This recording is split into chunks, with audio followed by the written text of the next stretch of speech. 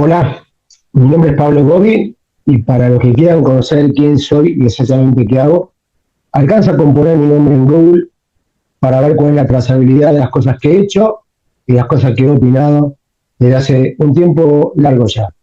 Lo que voy a hacer es compartirles conceptos económicos que no se explican de forma concreta y lo voy a hacer de manera bien pero bien simple. Miren, por ejemplo, ¿qué es el colapso económico del cual hablo?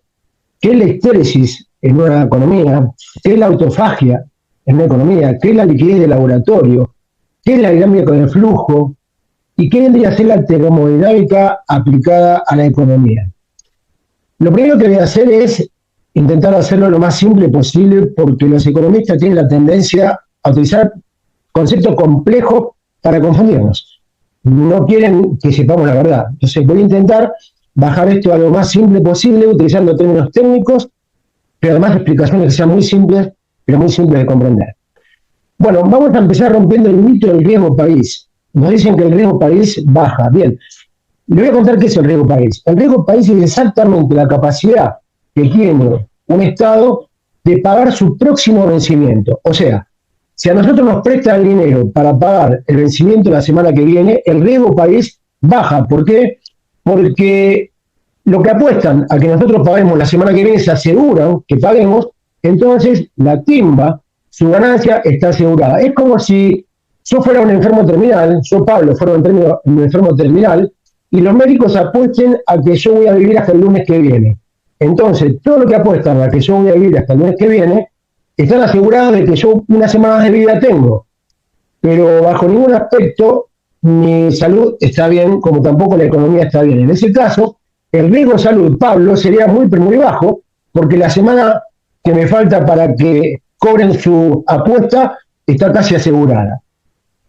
Entonces, cuando dicen bajó el riesgo país, en realidad no es que se resuelve la economía, es que la timba o el cobro del próximo vencimiento está asegurado. ¿Cómo lo calculan? Es para otro tema, es una ecuación muy simple que utilizan y en otros videos se las voy a tratar de compartir. El mito de la inflación baja. Bueno, no es verdad que la inflación está bajando. De hecho, el primer trimestre del año pasado tuvimos un 8,4 de inflación acumulada, enero-marzo, y este año tendremos el 9,6. O sea, no hay manera técnica de que el mismo INDEC nos diga que 8,4 es más bajo que 9,6. O sea, 9,6 es un número más alto para cualquiera que de alguna manera entienda que 9 es más que 8. A ver, no sé si es tan complicado entenderlo. Por otro lado, el acumulado de inflación anual y el que se espera para este año nos sigue colocando entre los 5 países con más inflación del mundo. Con lo cual, decir que la inflación está bajando en Argentina o que le ganamos la batalla de inflación, por lo menos es un tema a revisar. Bien, la mentira del rebote inflacionario, el rebote de la economía. En el supuesto caso que tengan razón y que en 12 meses, que sería un desastre, la economía rebote un 3%, nada resuelve. ¿Por qué? Porque las pymes estamos trabajando al 45-50% de nuestra capacidad y las economías de la familia también están con muchísimos problemas. O sea, que una pyme que está trabajando al 50% de capacidad, cuando ya es inviable, porque no se puede sostener, le aumenta un 3% de la economía, significa que pasaría a trabajar al 51,5, 51,52, en el mejor de los casos, con lo cual no estaría resolviendo absolutamente nada y para eso tendríamos que esperar 12 meses, con lo cual imagínense cuántas cosas van a pasar, que ahora voy a comentar, en 12 meses. La mentira del crecimiento, el Fondo Monetario, nuestro mismo gobierno dice que la economía crece. Bueno, eso es una mentira económica, es una matemática. ¿Por qué? Lo que crece son 3 sectores: petróleo, minería y campo. Eso es lo que hace que la balanza comercial diga, vendimos más y la economía está creciendo. Pero ¿saben qué pasa? Esos 3 rubros solamente inciden en nuestra economía del día a día en no más del 3%. Con lo cual, podemos estar en el 97% hecho repelota, que si esos 3 sectores crecen, dice entonces que la economía está creciendo. Y cuando el otro 97% está literalmente arruinado. Anoté porque me parecen las cosas más importantes. Lo que estamos haciendo es solamente juntar dólares para pagar intereses de la deuda pública y la deuda externa. Rolar la deuda que aumentó desde el de diciembre del 2023 hasta hoy en 113.000 millones de dólares. Nosotros tenemos una deuda pública que supera los 500.000 millones de dólares, es literalmente impagable, y solamente los intereses nos consumen todo el esfuerzo que estamos haciendo. Esa aspiradora de dólares sigue haciendo que el Banco Central esté vacío de dólares porque todo va a pagar intereses de la deuda externa, que encima no cancelamos. Interés sobre interés sobre interés. Y festejamos cuando alguien nos vuelve a prestar unos mangos, literalmente, como se dice en la calle. Nos parece un genial que alguien que está perdiendo dinero a lo loco, a lo pavote, consiga un préstamo más. Es como si un ludópata consiga que alguien más le preste dinero para seguir jugando. No, esa no es la solución. No es la solución que el ludópata siga consiguiendo fuente de financiamiento. A ver, la economía real está en proceso de autofagia, lo que yo llamo colapso. ¿Qué es la autofagia? Es un concepto físico. La autofagia es cuando nosotros, para seguir viviendo, necesitamos consumir o nuestros ahorros, o vender algo para seguir comiendo, o tomar crédito en 3 cuotas con tarjeta para pagar el gasto del día a día. Las pymes sacaron crédito para pagar su sueldo, o vender una máquina para pagar los sueldos o los impuestos. Eso es autofagia. Es cuando nosotros empezamos a consumirnos nosotros mismos, ahorros, patrimonio, propiedades o lo que fuera. En el caso de no tener nada, lo que hacemos es consumir futuro. ¿Por qué? Porque sacamos un préstamo. Entonces, lo que estamos comprando el día de hoy con una hipoteca sobre nuestra vida futura, lo que es realmente tremendo. A eso le llamo autofagia. ¿Sí? ¿Cuándo creo que un país o una comunidad personal entra en autofagia? Justamente cuando empieza a consumir recursos. Es como si para mantener la casa calentita, yo sacara la mesa afuera y prendiera un fueguito. Pero me quedo sin mesa. Y al mes siguiente prendo afuera una silla. Y me quedo sin silla. En algún momento todo se me termina porque me estoy consumiendo a mí mismo para poder seguir viviendo. Bien. Todos estamos con un flujo de fondo negativo. ¿Qué significa eso? Nos entra menos dinero que necesitamos para vivir. Conclusión, familias comprando con tarjetas de crédito comida o impuestos. Eso hace que cuando llegamos a la tercera cuota ya no la podemos pagar. Y hay un 52% de familias que ya únicamente pagan el mínimo de la tarjeta y siguen comprando en cuotas hasta que el crédito se termina, nos pagan la tarjeta y automáticamente entramos en default técnico. O sea, dejamos de pagar la tarjeta, básicamente.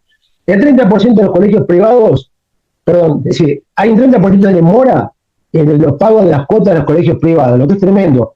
Con más del 5% de colegios privados no subsiste. Son todos sueldos de docentes. O sea, es pobres contra pobres. Es inviable que un colegio privado tenga una morosidad de promedio 30%, algunos más y otros menos, según zonas y demás.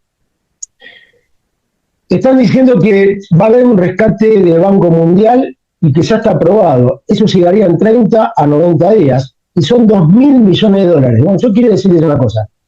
2.000 millones de dólares no alcanzan ni siquiera para pagar los adelantos en descubierto que tienen las pymes y las personas, que es de 3.500 millones de dólares. O sea, que solamente vamos a resolver el 60% solamente de los adelantos. No estamos hablando de tarjetas de crédito, no estamos hablando de que entren más en nuestro bolsillo, no estamos hablando de los cheques que tenemos emitidos, estamos hablando de créditos tomados, solamente descubiertos de cuenta corriente.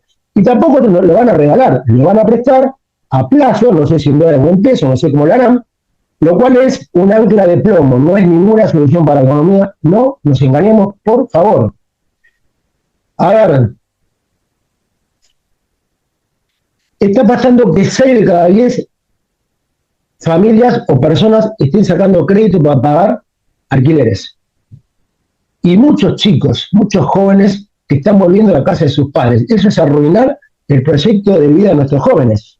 Arruinar parejas que se están formando, familias que se están consolidando, que se fueron a vivir juntos y hoy tienen que volver a la casa de sus padres, que ya incluso no tienen dinero para alimentar esas bocas. Con lo cual, no solamente se tiene que volver a la casa de sus padres, sino que además está arruinando su proyecto de vida, incluso con riesgo de romper su relación. Porque una pareja que vivió junta y tiene que separarse para volver a la casa de sus padres a los 30 años o 30 y pico de años, claramente pone incluso en riesgo la relación que tenía con su pareja. ¿Sí? Bien. Dicen que van a salir los dólares del colchón. Bueno, si los dólares del colchón saliesen, por ejemplo, un abuelo que saca 100, 200 dólares para subsistir porque no le alcanza la jubilación, jamás ese dinero derrama en el consumo o en la inversión de las empresas. Ese dinero va automáticamente por un circuito lógico a los bancos o al Banco Central y si solamente se junta ¿para qué? Para pagar deuda externa, mejor dicho, intereses de la deuda externa. Dicen que este sistema económico está diseñado para que viva el 30% más fuerte y que el 70% que no pueda pasarlo es porque no tiene capacidad competitiva. Bien, puedo entenderlo. Ahora yo me pregunto, si solamente va a vivir el 30% más fuerte y el 70%, lo que son más de 30 millones de argentinos, se queda fuera de este sistema, ¿a quién le va a vender ese 30%? ¿Cómo van a tener recaudación para mantener el Estado, que necesita básicamente seguridad, salud, educación básica? ¿Con qué se va a mantener si el 30% que subsista le va a tener que vender al 70% que no tiene dinero? ¿Sí? Y si ustedes dicen, bueno, va a pasar a la economía informal, perfecto, si pasa a la economía informal, ¿quién tributa los impuestos necesarios para mantener un Estado, por más pequeño que sea? O sea, es un círculo de realimentación negativa que lo que hace es que cada vez haya menos dinero circulante en la calle. O sea, dicen que las empresas se ajusten. ¿Qué es ajustar empresas? Echar empleados, bajar las horas, menos dinero, menos consumo, menos empresas, menos recaudación fiscal, menos Estado, y así seguimos dando la vuelta de lo que yo llamo círculo de reglamentación negativa. Otro concepto en el cual hablo de histéresis. Histéresis en física se lo voy a decir bien fácil. Cuando ustedes tiran un resorte, vuelve a su espacio, a su lugar. Pero cuando le tiran demasiado, ya no vuelve a ese lugar. ¿Ok? Eso significa, el histéresis, dicho muy simple, ¿no? Muy básico, es cuando la causa que generó el problema finalmente desaparece, o sea, los problemas económicos finalmente desaparecen y llega la ayuda que llega es a unas empresas, a unas familias que ya están arruinadas. O sea, ¿de qué me sirve que llegue la ayuda en un año a una empresa que ya vendió todas sus máquinas y cerró? A una familia que ya está en default y la informada del Banco Central y en el veraz. Esos préstamos van a ir a todas las personas que están informadas en el veraz porque no pudieron pagar su tarjeta. Claramente no. Los bancos no le prestan dinero a las personas que dejaron de pagar o a las pymes que dejaron de pagar. Entonces, para que un banco o un Estado le preste dinero a una empresa, la empresa o la persona tiene que demostrar, escuchen esto, pues es ridículo, tiene que demostrar que no lo necesita. Si yo logro demostrarle a un banco que no necesita el dinero, entonces lo que hace es ofrecérmelo. Y claramente no lo voy a tomar, salvo para una especulación, que es justamente lo que se va a hacer. ¿Qué va a hacer? Las pocas empresas que califiquen para los préstamos van a contraer deuda en pesos, van a refugiarse en oro o en dólar y van a esperar que la economía pegue la vuelta. Bueno, la buena noticia de todo esto es que estamos a tiempo de resolverlo. Yo le pido de corazón a nuestros economistas, si por favor vean la dinámica de flujo, no el Excel frío, salgan a la calle, se metan en el barro, hagan diagnóstico de trinchera, se fijen que el punto cero del análisis son los números fríos, pero después viene toda la dinámica del flujo que también hay que analizar la viabilidad de un proceso económico, no solamente el Excel, porque el Excel nos está arruinando. El Excel es una foto y la economía y nuestra vida es una película, ¿ok? La buena noticia, sí quiero darles, es que estamos a tiempo de resolverlo. Todavía estamos a tiempo. Yo le pido a nuestros gobernantes que abran su corazón, que salgan de la necedad y la terquedad, que convoquen a las personas que saben, porque esto todavía tiene solución, ¿ok? Esta es la buena noticia. Así que bueno, en otro momento voy a seguir. Hoy es domingo y tenía ganas de compartirles un poco de todo lo que vengo leyendo, que digo, pero a ver, ¿cómo puede ser que estén tan equivocados? Creo que no nos quieren engañar a propósito. Creo que no entienden cómo funciona la economía. Nada más.